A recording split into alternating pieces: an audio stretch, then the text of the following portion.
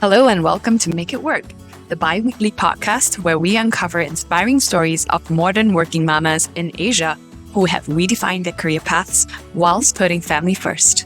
Hi, I'm Sarah Wong and a very warm welcome to Season 2 of Make It Work Asia.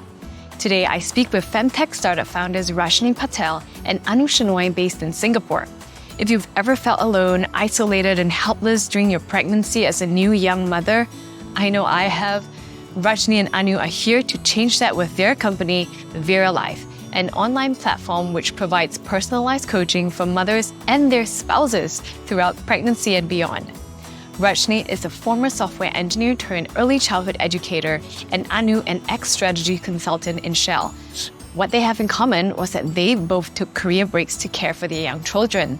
And as old friends and dedicated mothers, they constantly found themselves talking about motherhood and how a better support system is needed to help women, and very importantly, their spouses, transition into their new life as parents. Thus, Veira Life was born to create the support system they wish they'd had. Today, Veira Life is extending a very special offer to listeners of Make It Work. Use the code MIWFREE to get access to all their virtual prenatal classes absolutely free when you register on their website. Without further ado, let's dive into our chat with Rajani and Anu. Hi, everyone. Hi, Anu. Hi, Rajani. Hi, Hi, Sarah. Sarah. Lovely to be here on this amazing morning. Nice and bright. Yes, it's so great to have two guests today. It is my first time actually having multiple guests, and I'm super excited because I found out about the amazing work that Veira Life is doing and knew that I had to have y'all on my podcast because it is addressing a really great need of moms, working moms. So, before we go into anything, I would love for you to give a quick introduction on your background. Hi, everyone. I'm Anu Shenoy. I'm the co-founder of Veira Life. It's a FemTech startup that is passionate about changing the narrative around women's health and careers. At this point of time, we provide integrated, comprehensive support to pregnant and new moms and their non-pregnant spouses. I'm a computer engineer by training. I started my career in tech and have since worn many hats in a diverse set of industries and setups, and now a newly turned entrepreneur. I have a 13-year-old daughter, and I am a reader. I am a yoga enthusiast and a fitness freak. And I also love to travel, and I'm a foodie.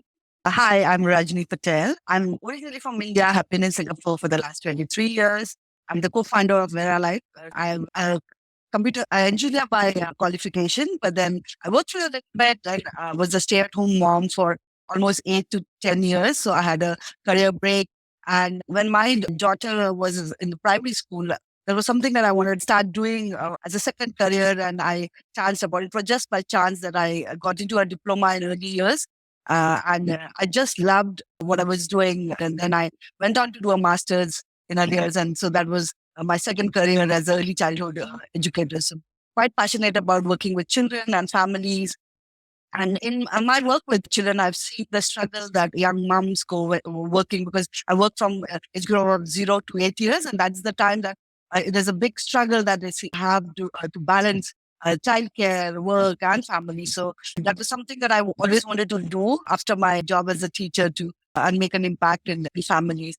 So that's why I left my job, and I and Anu know each other for almost 20 plus years. And we always talked about doing something in the early years space. And now it's my, as a new entrepreneur, as I say, every decade I've done something different. In my 20s, I would stay at home mom. At 30s, I trained to be a teacher. And in 40s, I was a teacher, a curriculum coordinator. And in my 50s, I'm an entrepreneur. So yeah, it's been interesting. I live in Singapore with my 25-year-old daughter and husband Mitesh, who's in the sustainable energy. I love to cook and party. And that's all about me. Wow, I love how in both of your stories, there have been so many pivots that you've done. So interesting that both of you started out as engineers and did very different things. So maybe take us back to, 20 years in time, right? Where you had young children and you were working in your corporate jobs? What were the challenges you faced then? How did you overcome them? So when I was at home when my daughter was in primary, but when I started work, so it was for my daughter also, it was new. She was already 7. She had me all the time. And for me also, it was new to leave my daughter with her helper because I'm working for that, to leave and go to work. So I think it was first 1 or 2 years, it was a challenge because for me to let go was hard because I had looked after my daughter all these years, right? When she was born to when she was 8 years old, I was doing everything for her. So I think that was a challenge for me. So I think what that was when I was because as a teacher, the school starts early, so I would go like by 6:30, I would leave home. And like I would come back early by 4 o'clock, 4:30. So by the time she came from school, I was already at home. So that I made sure that I spend that later part of the day with her. So that, obviously by the time she was having homework, extracurriculars. So kind of being around her from the time that I was at home. So I think as she grew, I think got more and alive. Within the 2 years, then it was fine because she had her own life. So as they grow older, they have more activities and things to do. So my biggest challenge was that first 2 years of going back to work. And I think by giving her more time and over the weekends, trying to be there and listening to her, having time to talk about what's happening in her life and trying to explain what I'm doing and why I'm doing it was also helpful for her to understand. Otherwise, I think there was that challenge that she couldn't understand suddenly why mom is not there. So I think that was something that I had to work through. And then I also wanted to ask, because I know that you were an engineer before you became a stay-at-home mom, and then you took a break for 8 years to care for your daughter. And when she went to primary school, you were starting to look outside, right? So talk to us about that process and what happened after that. How did you end up going into something so different? Yeah, I think just there were circumstances that I couldn't have a career. So like we moved cities, we moved countries. I had my daughter. So I think at one stage, the child care and taking care of the home just fell in my lap and my husband had to focus on the career. Then at that moment, I was like happy to be a stay-at-home mom. But when my daughter started going to primary school, I think that's the time it hit hard because, they're quite busy. They're spending most of the time at school. And then when they come back, they have homework, ECS. And so I started feeling like I don't have anything to do. And then, so I think that I started feeling I need to do something. But at that moment, I knew I didn't want to go back to engineering. The field would be that the technology had changed in 8 years. And I think I also did have the confidence. My own barriers and the barriers when you go back, you had to either retrain or something. So I think that kind of created a lot of anxiety. So I started thinking about what should I do if I don't go back into the corporate. So I thought, okay, teaching might be something that I could do. So I tried to explore, okay, what are the opportunities in Singapore? I looked at some teaching education seminars for the MOE schools. I tried to apply, but I didn't have a qualification for something that I wanted to do. So I had to get some qualification and I didn't know how. So this whole process took 1 year and it was quite frustrating and I think depressing because I knew I wanted to do something, but I didn't know what. And then not having the qualification for something and getting into a job market is not that easy. So I think as moms, I think when you are having balancing a family and a career, it's hard. But when you have had a gap, go back, it's even harder because you have your own barriers. You have lost your confidence. I'm generally a very confident person, always been growing up. But that 8 years at home, when you are with children and it's a totally different thing. So I think that takes a big toll. But then I think I was just lucky because I was constantly talking to people. I want to do this. I want to do teaching. Then one of my friends just told me about one of our other friends had joined a diploma program that the government had they were doing it with some private institutions for PRs and Singaporeans where they were giving some grants. So that's how I just went for that interview. So I just went and they called me for an interview. And within 2 days, they said, if you want, you have to take the place for that diploma. But the study come work program. So you be an assistant teacher in a preschool, a half day, and the other half day you do the diploma. So, within 2 days, like I had to decide. My husband was like, just do it. Figure something out. My concern was my child care for my daughter. She was going to the primary school. So I just went ahead and just took a leap of faith. You did. Yeah. I didn't know childhood and I thought, okay, there's teach children in preschool. So what is this? What that's what from my own knowledge and experience, doors opened. It was just amazing. And I kind of felt at that time it was a blessing. And then it became a passion as I learned. And then I went on to do a master's and then taught in international school here for 15 years, climbing up the ranks of being an assistant teacher, a main teacher, and all the way to curriculum coordinator. That's right. That's you just have to be open for some opportunities and believe in ourselves and take that leap. Amazing, amazing. Thank you for sharing. And I'd love to hear from Anu. Anu also has a really interesting one, though very different one. Actually, Rajani and I have known each other for 20 odd years. We've both seen each other on that journey.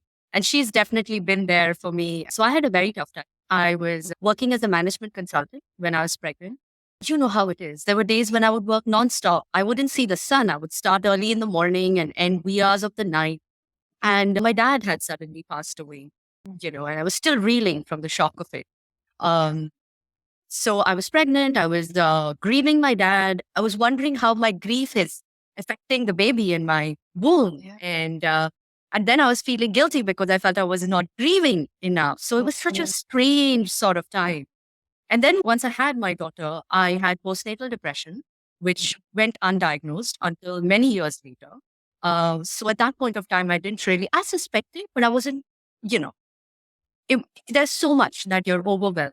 And then breastfeeding was a constant struggle. I remember being in tears most days.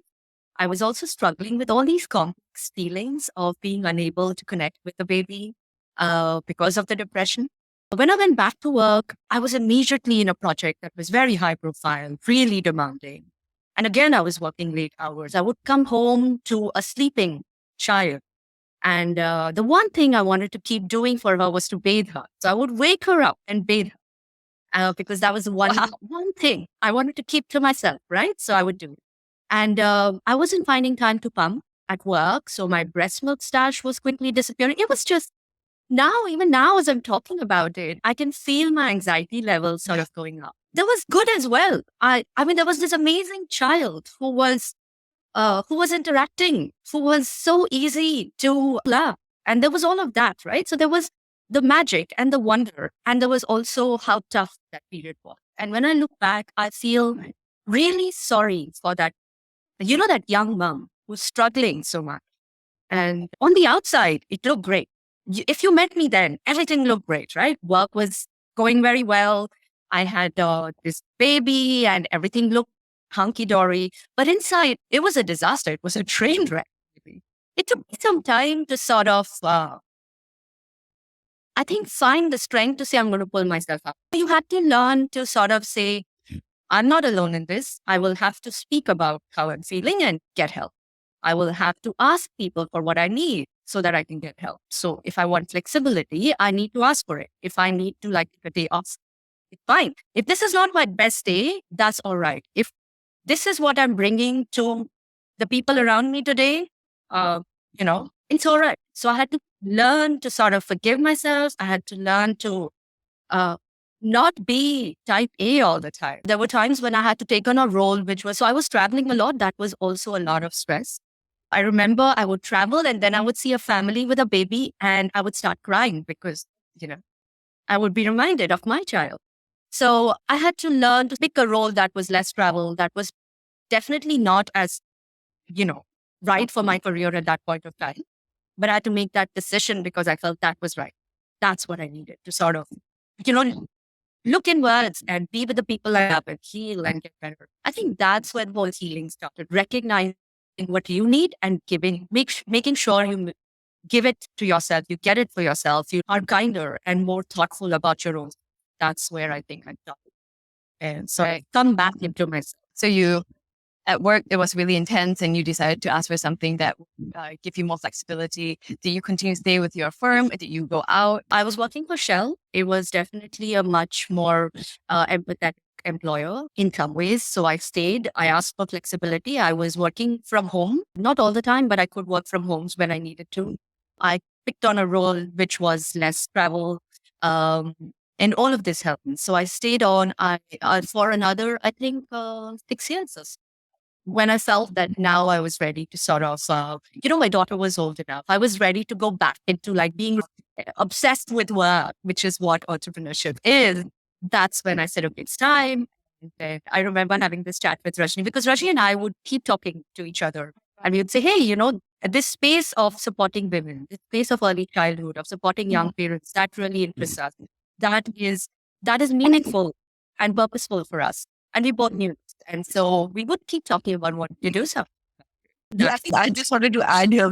I think we talked for the time that Anu became a mom, and that was early childhood. There were Anu and Anu's husband would ask me, tips. Oh, this is happening, that's happening. With us, that's and she grew that questions changed as well. And then we started thinking, this constant that this support is needed. Children, supporting children, supporting families, supporting moms. So, but I think we talked for almost 10 years. Wow. I think this is a great kind of point to segue into what you all do at Veira Life. Both she and I had been talking for very many years about the space that we're passionate about, the space in supporting women and young families and in early childhood and so on. During COVID, actually, we ran a series of interviews as well. So we interviewed women that were just going to give birth, young women who were due to give birth in maybe 2 or 3 months, and we interviewed grandmoms who gave birth 50 years back. And there was a lot of rich learning that came out of it, which even in the future will form the very backbone of what we do at Veira Life. So what do we do at Veira Life? Veira Life is really about keeping women at the center and supporting women through their motherhood journeys. We start in early pregnancy and we provide support and information to pregnant people and their non-pregnant spouses all the way up to transition back to work and early parenting. At this point of time, we feel that this journey, this particular 12 to 15 month journey is possibly the largest inflection point in a woman's life.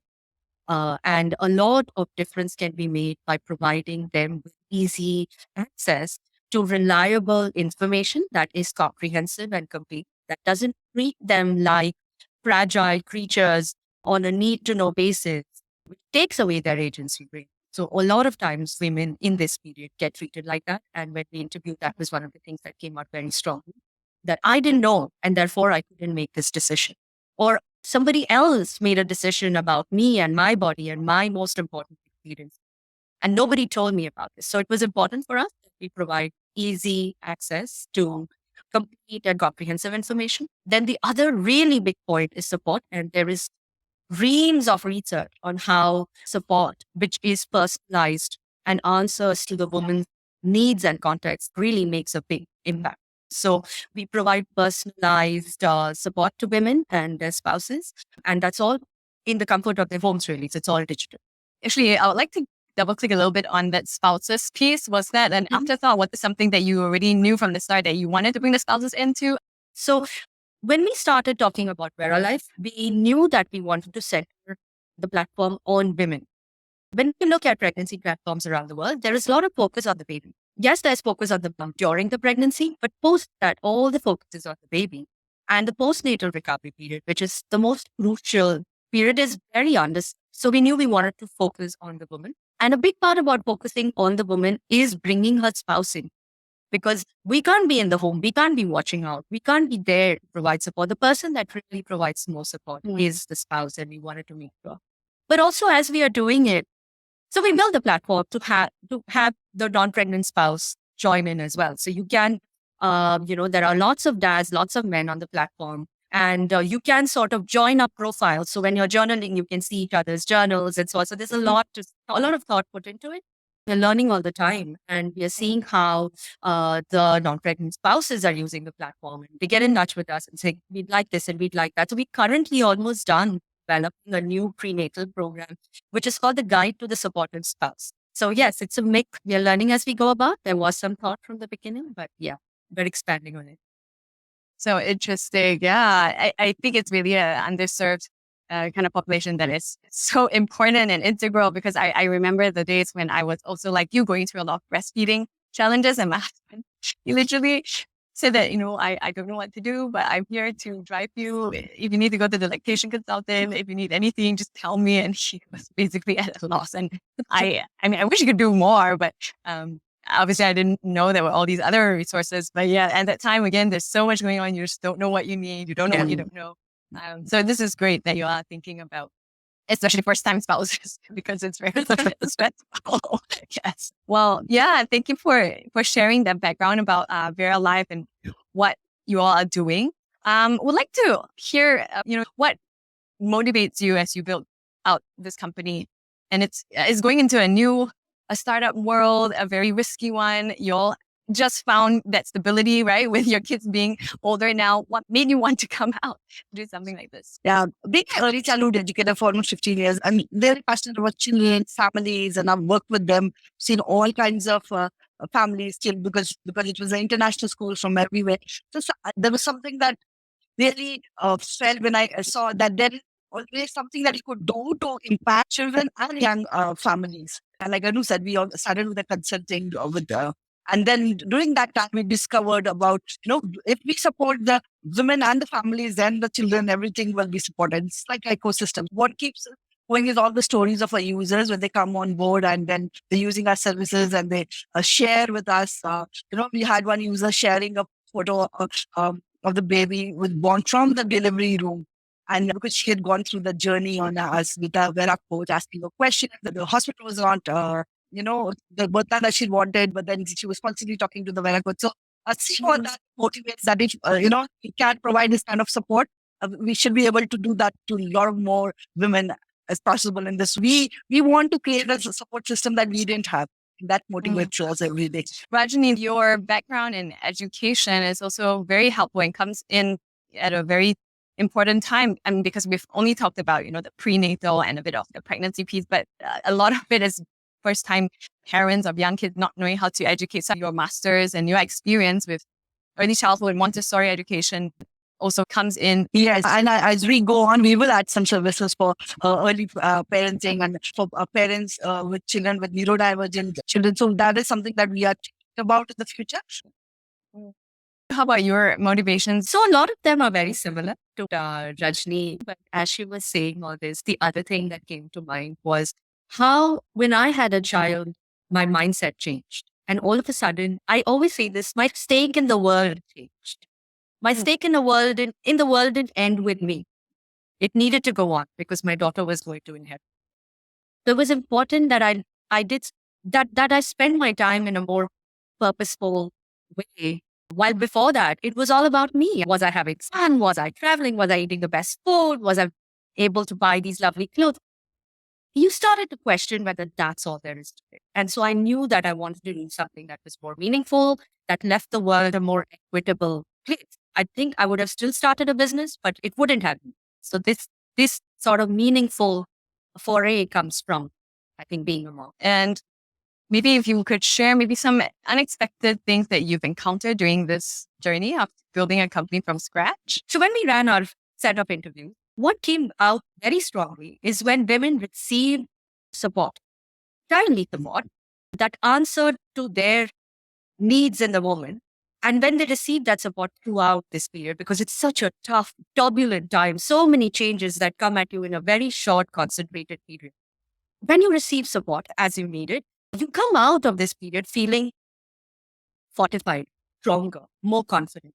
You go ahead with your life with the belief now that when you need support, you will receive it. Because in your most vulnerable time, that's what happened. So that's your learned experience in life, right? Which was great, which when as I speak, it is almost intuitive. That's fair. What is heartbreaking is that the reverse is equally true. Women that didn't receive, that felt that they had to go through all of this alone, or felt like they did not receive adequate support, were not seen, were not heard, so on, they came out of it feeling really weakened. It took away from them. It took away years of their joy, of productivity, of what they were able to make of themselves because they really felt weaker. And that for us is the holy grail learning that we go on with. Remembering that that's the impact and that's what you can reverse or avoid if you're able to provide support at the right time.